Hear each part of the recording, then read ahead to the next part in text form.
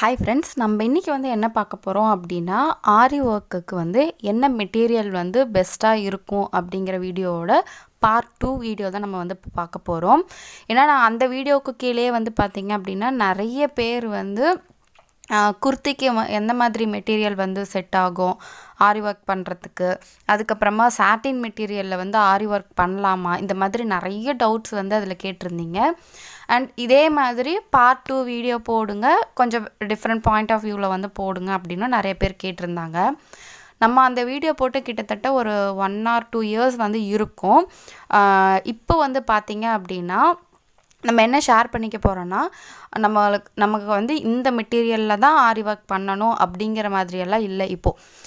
அப்போ பார்த்திங்கன்னா net மெட்டீரியல்லாம் mostly போட மாட்டாங்க. ரேராக தான் நெட் மெட்டீரியலில் ஆரி ஒர்க் போட்டுட்ருந்தாங்க. இப்போ பார்த்திங்க அப்படின்னா நெட் மெட்டீரியல் யூஸ் பண்ணி ஆரி ஒர்க் பண்ணுறது தான் இப்போ ட்ரெண்டிங்கில் இருக்குது. ஸோ மோஸ்ட்டாக இப்போ எல்லாருமே நெட்டு யூஸ் பண்ணி தான் ஆரி ஒர்க் கேட்குறாங்க. ஸோ அப்படி இருக்கப்போ நம்ம இப்போ எது பெஸ்ட்டாக இருக்கும், அண்டு மோஸ்ட்டாக எல்லோரும் கேட்குற ஒரு கொஷின், சாட்டினில் போடலாமா அப்படிங்கிறது. என்கிட்ட கேட்டிங்க அப்படின்னா நம்ம போடலாம். பட் நீங்கள் அதுக்கு அடியில் கேன்வாஸ் மாதிரி ஏதாச்சும் வச்சு அயன் பண்ணிவிட்டு அதுக்கப்புறமா போடணும்.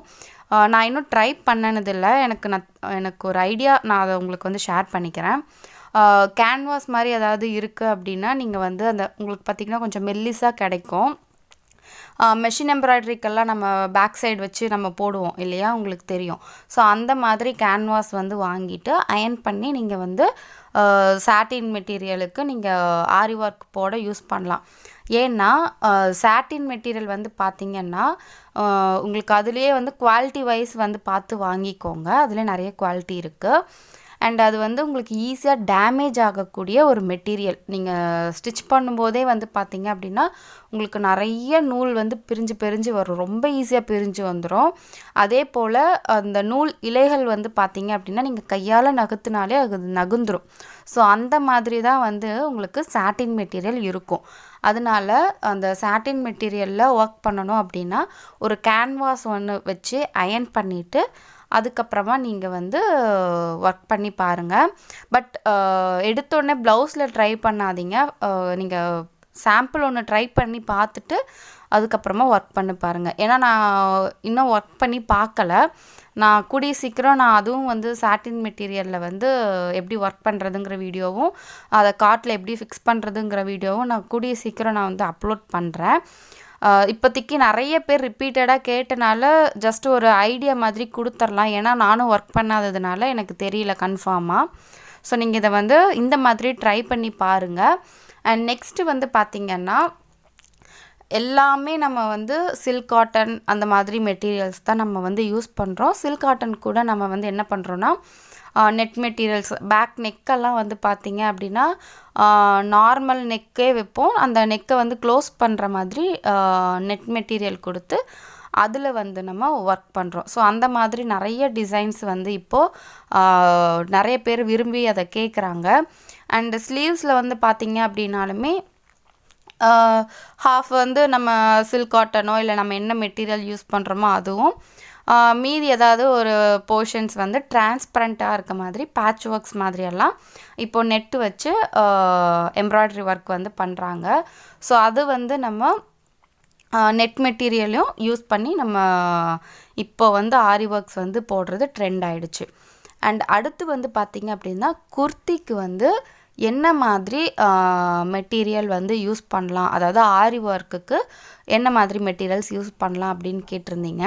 ஸோ அது பார்த்திங்கன்னா நம்ம ரா சில்கில் கூட நம்ம குர்த்திஸ் ஸ்டிச் பண்ணலாம். உங்களுக்கு கிராண்டாக வேணும் அப்படின்னா நீங்கள் ரா சில்க் மாதிரியான மெட்டீரியலில் குர்த்திஸ் நீங்கள் எம்ப்ராய்டரி ஒர்க்கோ ஹேண்ட் எம்ப்ராய்டரி கூட அதிலெல்லாம் போடுறாங்க இப்போது.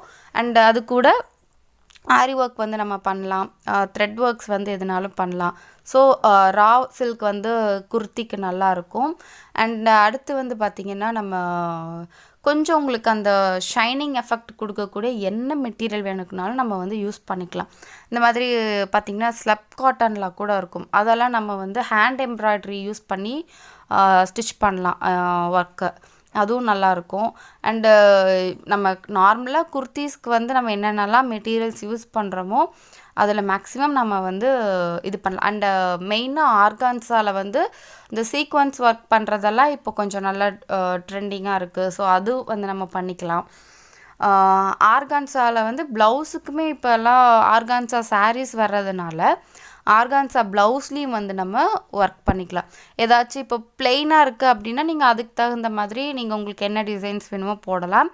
இல்லை அதில் ஏதாச்சும் வந்து பிரிண்டட் ஒர்க் இருக்குது அப்படின்னா நீங்கள் அதுக்கு தகுந்த மாதிரி அந்த பிரிண்ட்டு என்ன இருக்கோ அதை எம்போஸ் பண்ணுற மாதிரியான ஒர்க்கு கூட நீங்கள் வந்து அதில் ட்ரை பண்ணலாம்.